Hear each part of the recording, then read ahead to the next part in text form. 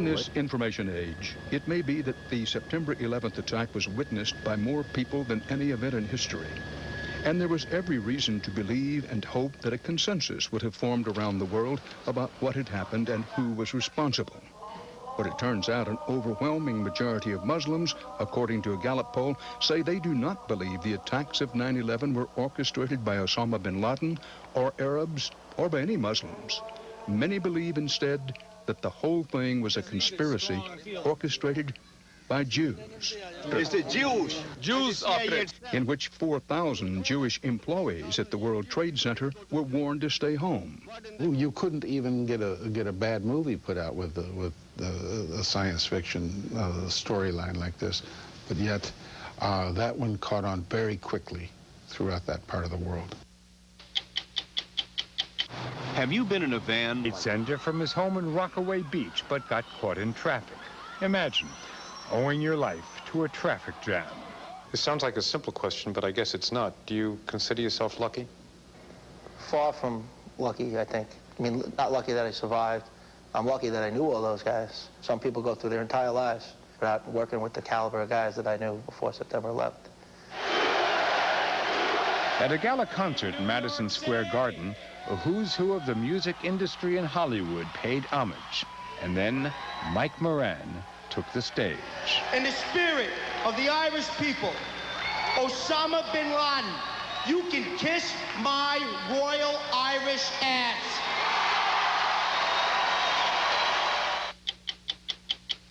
I'm Dan Rather. If ever the world became a global village, it was last September 11th, when hundreds of millions of people around the world saw and heard the attacks on the World Trade Center.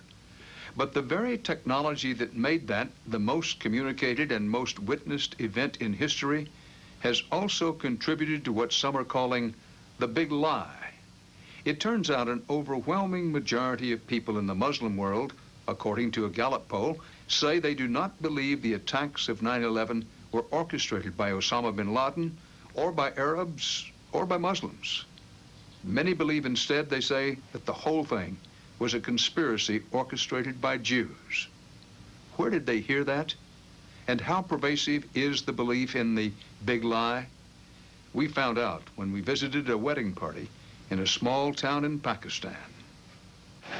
Americans are rarely seen in places like this these days, but our guide, Khalid Khwaja, grew up here, and CBS reporter George Cryle accepted an invitation to join him at this wedding party. All the town's leading citizens were there. The mayor, the pediatrician, a chemical engineer, a businessman, a journalist. And not one of them had anything friendly to say about America. We love Osama much, and we hate Americans. People hate America. Yeah, that's true. Such statements have come almost to be expected in the Islamic world. But what came next caught reporter Cryle completely by surprise. Do you think Osama can do all what he did? No, what happened with America on 11th September? Dr. Saab, it's all No. rubbish, pack of lies. Who do you think did it? They know it. Israel. After. It's the Jews. Jews and the CIA after it. itself. You know that 4,000 Jewish people didn't go to the WTC. Why didn't they go? You tell me. But your conviction is that the attack on the World Trade Center was a Jewish all conspiracy? fabricated It by is. Jewish lobby. They are in it. Yeah. The Jews did it. That's exactly what they are saying. The mayor, the businessman, the journalist, the baby doctor, Yeah. everyone. Now, who else here thinks that it might have been a Everybody thinks. Do you believe that? Definitely. Do you think Why it did was they go? You tell me. a Jewish or Yes, yes. Israeli They control conspiracy? American Yes, yes. president. They Israel and control Jews were American behind that policy. incident. They control Osama is everything. totally innocent. Media. Totally innocent? It sounds incredible. The idea that Osama bin Laden had nothing to do with the World Trade Center attacks. But as the Gallup poll later confirmed, that's exactly what most Muslims believe. I was surprised that very few, even among the elites, suspected that bin Laden did it. Dr. Shibli Tilhami is the man Gallup commissioned to analyze the findings of its survey. Help me understand what's most important. about the results of the polls? It is clear that there's almost a unanimous view that bin Laden was not responsible for 9/11. And that actually comes as a shock to Americans given the evidence that is obviously out there. How could this be? It is a perplexing question. In this information age, it may be that the September 11th attack was viewed by more people than any event in history. And there was every reason to believe and hope that a consensus would have formed around the world about what happened and who was responsible. Mass murder had been committed, and the pictures of the 19 militant Muslim hijackers were in all the papers. Here in America, there's never been any doubt about who was ultimately responsible. Osama bin Laden. But, as pollster Tilhami explains it, when the president talks, most Muslims simply don't listen. People say, yes, you're giving me evidence, but frankly, I don't trust the system. I don't trust the messenger. I don't trust the message. I just don't believe. But what is widely believed across the Muslim world is the story we heard of the Jewish conspiracy. Yes, yes, yes, yes. In which 4,000 Jewish employees at the World Trade Center were warned to stay home. That's correct. Yes, according to our papers. You couldn't even get a bad movie put out with a science fiction storyline like this, but yet that one caught on very quickly throughout that part of the world. CBS News consultant Milt Bearden ran the CIA's Afghan war against the Soviets in the 1980s. Today, Bearden worries that America faces a whole new kind of threat that it doesn't yet understand. This current war that we're in now is the first war in the information era. Information, disinformation, and misinformation. Bearden says the story of the 4,000 Jews represents a dangerous new level of disinformation. There's always been a belief in the so-called, quote, Jewish conspiracy in the world of Islam. But it seems now to have just taken off and gone into the almost unbelievable stratosphere. That's right. And its roots are still going down. It's down. The roots have been set. How this myth of the 4,000 Jews became reality in the minds of Muslims around the world is a cautionary tale from the dark side of the information age. It began on September 13th in Jordan, when rumors of Israeli involvement in 9/11 surfaced as news stories in 2 Arab papers. The next day, a crucial element was added, the figure 4,000. That was the number of telephone calls an Israeli ambassador told reporters had come into his government from worried Israelis unable to contact their relatives in New York. Then, on September 17th, in Beirut, Al-Manar, a television station controlled by the radical Islamic group Hezbollah, aired the full fantasy for the first time. Billed as a special investigative report, Al-Manar claimed that 4,000 Israelis employed at the World Trade Center had not shown up for work on September 11th. The next morning, this tale hit the internet and began moving from one Islamic website to the next.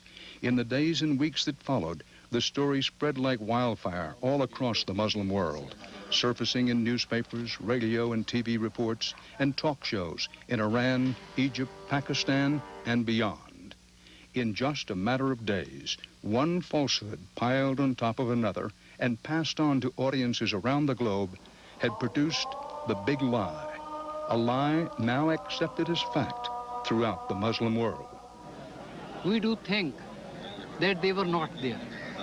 None of the Jews were killed there. All of the Jews that worked at the World Trade Center yes, were not there. They were not there. I think most Americans say that's ludicrous. And if these, quote, crazy people want to believe that, well, there's not much can be done about it. Well, that's right. That's the way Americans go at it. We say, well, let them believe what they like, sticks and stones. Well, guess what? That doesn't work anymore. We've got to come to deal with that. And Milt Bearden reminded us of an incident to demonstrate how quickly lies can spread to violence. Islamabad, Pakistan, 1979. At Friday prayers, a mullah told a fantastic tale of American and Israeli soldiers marching on the holy city of Mecca. Within minutes, thousands of Pakistanis headed for the U.S. Embassy and onto newscasts around the world. The invaders ran shooting through the corridors, took over the roof, and set fires, reportedly with Molotov cocktails. And a lot of Americans barely escaped through a hatch onto the roof. Otherwise, it would have been an even greater disaster. And that is just simply the information thing going crazy. 2 Americans and 2 Pakistani employees were killed. The embassy burned to the ground, and all because of a rumor. There was absolutely nothing to it. No, there was just nothing there. It was just absolutely, not even the big lie usually has something somewhere. This had nothing. The point here is that in 1979 in Islamabad, it spread like the proverbial prairie fire, but on a somewhat limited basis. That's right. In and around Islamabad. And your point is now, when that sort of spark goes out, it reaches 1 billion people or plus. The world is connected. 1979 was still sort of a steam-driven world. And now, so anything that goes on in the information world is instantaneous. Were we too slow off the mark? Well, none of us were planning on a war September 10th. Undersecretary of State Charlotte Beers is in charge of promoting America's image abroad. A successful Madison Avenue advertising executive, Beers was recruited by the Bush administration to use her skills to sell America. Are you taking your own poll on the Arab world? We do a lot of internal polls. They're not necessarily published, but we have an ongoing recognition of how moods and feelings as well as opinions are in the well, if your polls reflect anything close to what the Gallup poll. They are close. Imagine that I'm a person at a Pakistani wedding party, and I'm absolutely convinced bin Laden didn't do it, no Muslim did it, the Jews did it, Israel did it, Israeli intelligence did it. You say what? I would like to make available to you all the data and the information that we have. Let me refer you to our website. Here's this booklet we just produced, which will help you follow the complete activities of the hijackers, their relationship to bin Laden. Let me show you the very words bin Laden himself has used to talk about his role. Undersecretary Beers was outlining the Bush administration's strategy for countering disinformation. The centerpiece of that effort was this glossy 4-color booklet. It was published 2 months after the attack. It spells out the evidence of who was behind September 11th. The State Department printed 1.3 million copies. The embassies took this piece, and it became the most widely published document we ever put out in the State Department. But what about the power to persuade? It hasn't worked. Well, we're dealing with a large, tumultuous environment right now, and I will grant you that we probably did not get that booklet in as many hands as we wish. The literacy rate in some of these countries is very low, and we have to communicate on a different level. Can we turn this around?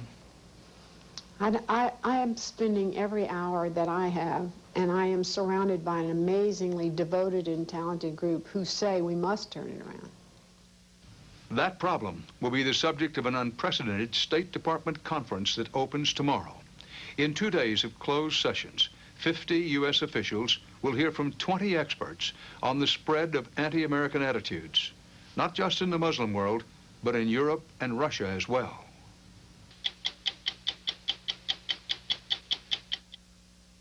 Written in fire in the memory of New York. That's the number of firefighters who perished at the World Trade Center. They're American folk heroes now, symbols of heroism and sacrifice. But 12 months ago, they weren't icons. They were regular guys, commuters mainly, men with mortgages and lawnmowers. What's also been forgotten after the fall is that they were survived not only by wives and children, siblings and parents, but by thousands of guys just like them, other firefighters who made it through that day downtown or who never got there.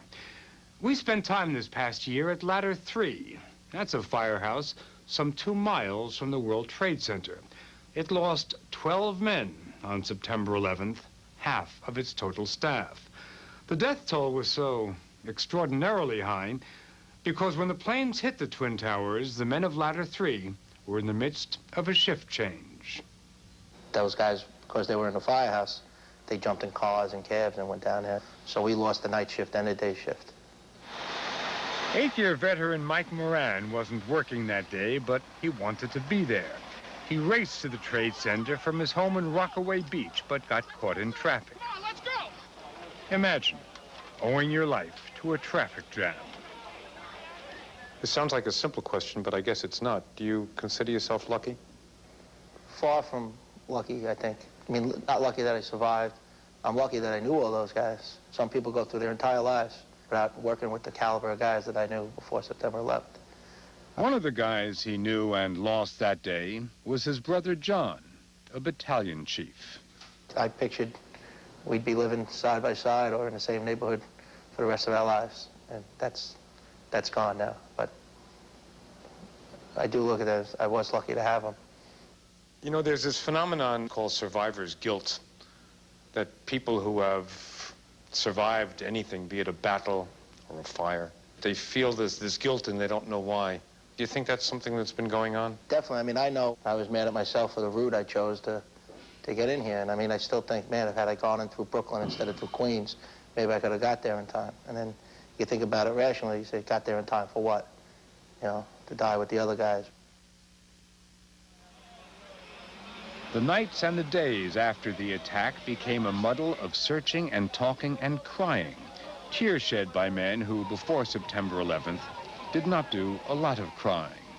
Steve Brown was the surviving senior officer. And just waking up every morning and being like, it's not a dream, you know, and every morning crying, and you know, you went ahead to do what you got to do, you know.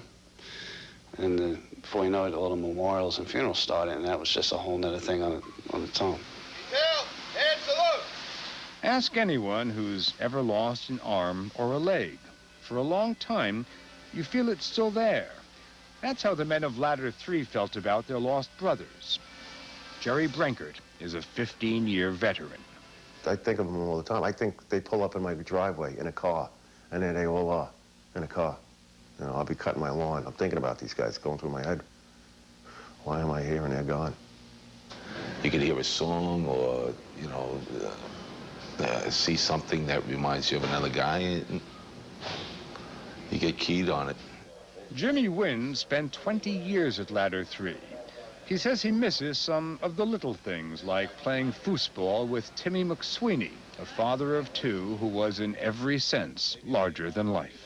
Timmy and a bunch of the guys would play, and as they would score, Timmy would always let out a yell, you know, and sometimes you almost think that you hear that yell every once in a while, you know, woo. It's got quite a bit of dust on it now. Nobody's playing it anymore, huh? September came and went, but the sorrow lingered on like a dense fog on a windless day.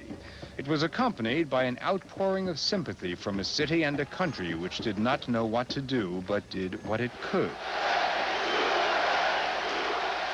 At a gala concert in Madison Square Garden, a who's who of the music industry in Hollywood paid homage. And then Mike Moran took the stage. On behalf of my brother John and the 12 members from Ladder 3 that we've lost. Moran had been listening to the speeches and felt everyone was being a bit too, well, a bit too politically correct. In the spirit of the Irish people, Osama bin Laden, you can kiss my royal Irish ass. They were kind of describing like it was an accident, like a building came down for no particular reason, and what a horrible tragedy. I wanted revenge, and nobody was saying it. And I think that was, in my uneloquent manner, that was the only way I could it come about. You say your own ineloquent way of saying this. I think that's about as eloquent as you can get. Oh, my mother would have preferred if I didn't use the word ass in front of the entire country. I was dumbfounded when he said it, but I thought he did the right thing. Peggy Moran's firefighter husband died when Mike was a teenager. Mike's brother John became his new father figure, and now he was gone too. I remember him telling me on the phone one night that whenever he closed his eyes, all he could say was, "I lost my brother." That was hard, hearing that from him, you know. Is anybody hurt? Brothers cannot be replaced, but replacements had to be found for the men who died at Ladder 3. There was work to do. Replacements were needed, but not necessarily wanted. I think they stayed away from me, and I stayed away from them. Veteran Jerry Branker didn't want to see any new faces. It was tough to come by, to have, like, to lose 12 guys in a firehouse, and then all of a sudden, got a couple of new guys. I didn't like it. And I had a lot of hate. I had a lot of hate in me. A lot of hate and anger. You kind of just kept to yourself in the beginning. Jerry Perillo was a brand new firefighter, a probie, assigned to Ladder 3.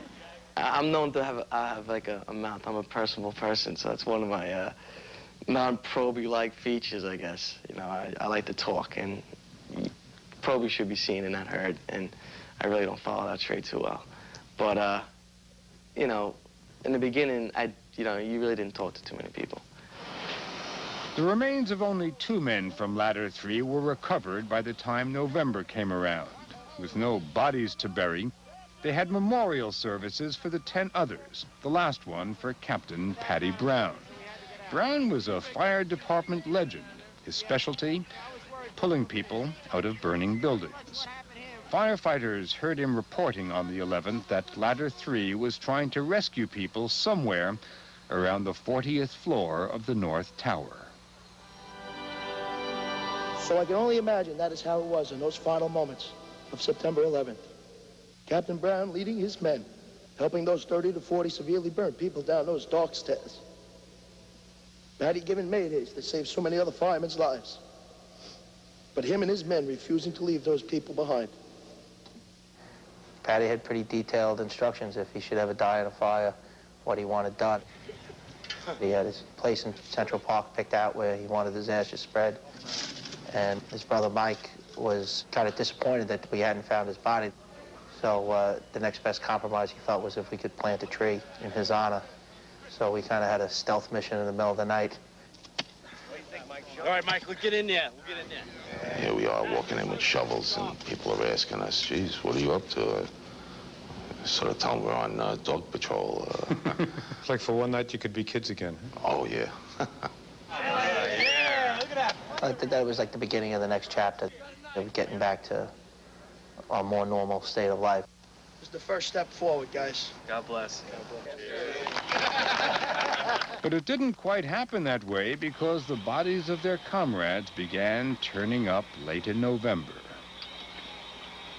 And we started all over again. The funeral, you'd have awakening, you'd have the funeral, burial, and it started up all over again. After one of the last funerals for Lieutenant Kevin Donnelly, there was another tough day, St. Patrick's. Ordinarily, a grand old day for New York firemen. This photo from 2001 shows the Ladder 3 contingent, Paddy Brown, Timmy McSweeney, Jimmy Coyle. They wouldn't be marching in this parade. This year, they went up Fifth Avenue with 343 flags and an honor guard, 1 man for each man lost. A row across was 12, and we had our own row. I was at one end, and my brother was at the other end, and just looking down and being like, this is it. I mean, just take this line out. That's what we lost. Come